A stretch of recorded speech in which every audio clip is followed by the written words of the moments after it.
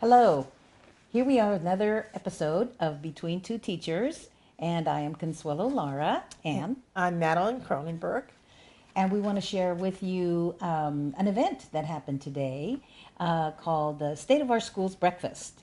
It was put on, sponsored by the school district, and Mr. Duffy, our superintendent, was able to give us the recent statistics on the district and its strengths, which are many, and some of the weaknesses as well, and give out some awards to various community leaders.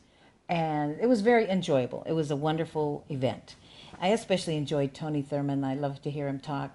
Um, he also got an award, and it was very nice. He said, I don't know what I'm getting an award for because this is just my job. This is what I'm supposed to do. So he's a very, humble person, comes from very humble beginnings. His mother died when he was very young and had to live with relatives. His father, he didn't meet until he was an adult. And he talks about living on the government cheese. He always has that story.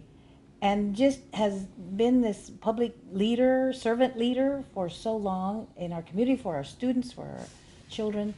And so it got Madeline and I to thinking, well, what is, when Tony's running for state superintendent of public instruction, and his opponent, Mr. Tuck, doesn't really ever talk about his beginnings. No. So did you ever find anything about Yeah, that? I did. So we know very little about the narrative around Mr. Tuck. And on the occasions that we've had opportunities to go to a number of forums, when the question comes up, Mr. Tuck is a bit evasive, I would say, about where he comes from and his background. So, however, our friends at Wikipedia can fill us in. And so let me read who Mr. Tuck is.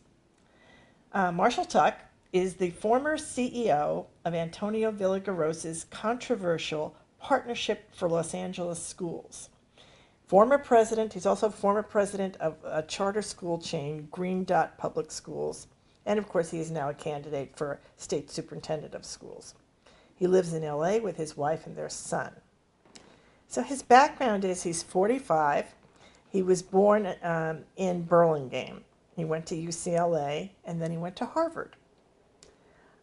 He was born in Burlingame, and he grew up very differently from Tony Thurmond in probably one of the most exclusive areas of the state of California.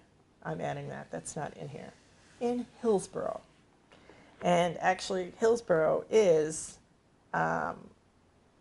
incredibly exclusive. There's only 11,000 people who live there, and it's one of the most expensive places to live, even in the Bay Area. So he grew up in Hillsborough, and he attended parochial, elementary, and public high schools, and he graduated from another really well-funded school, San Mateo High School. So Mr. Tuck did not struggle with many children in the school that he grew up in, having the same financial and socioeconomic challenges that Mr. Thurmond lived with on a daily basis. Mr. Tuck's father was a lawyer, his mother was a teacher, and he had several siblings. He then went on to graduate from UCLA. And what's interesting about him is Mr. Thurman went on to become get a degree in social work in the helping professions. Mr. Tuck graduated from Harvard Business School, a different direction. Mm-hmm. After school, he went to work and got his first job, and Mr. Thurman went to work as a social worker, as I said. Mr. Tuck went to work at Salomon Brothers on Wall Street as a banker. And then he did spend a year teaching and doing service work internationally. But of course, he had no background in teaching, so whatever that teaching was something that he did without any training whatsoever. Sort of this whole idea of teachers, people can go out and teach whether they're trained or not. It's sort of that kind of thing when you go for a year to teach. He then became a senior leader. So when he came back from his year of teaching, he went to work at Model N, a revenue management software company. So it seems like he abandoned teaching. in Silicon Valley. And then he switched his career to work full-time in education, not, of course, as a teacher. He has now worked in the charter school world, public schools, and education nonprofits. Let's go on to his career. In 2007, after he served as an education advisor, I don't really understand why he had the ability to even do that, to Los Angeles Mayor Antonio Villagrosa, and he became the founding CEO of an organization called Partnership for Los Angeles Schools, which was a collaboration between the city of Los Angeles and LAUSD, the school district. And they began to operate 10 public schools within LA. The contract between Mayor Antonio Villagrosa's office and LAUSD eventually included 17 struggling elementary, middle, and high schools that served about 15,000 students.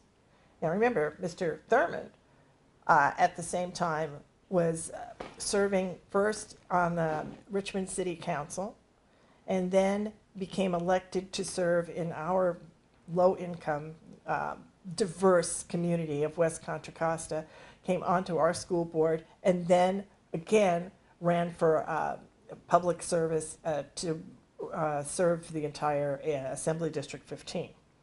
But Mr. Tuck got appointed to this position. Tuck claims, Wikipedia says, Tuck claims these schools raised four-year graduation rates by more than 60% and had the highest academic improvement among California schools with more than 10,000 students.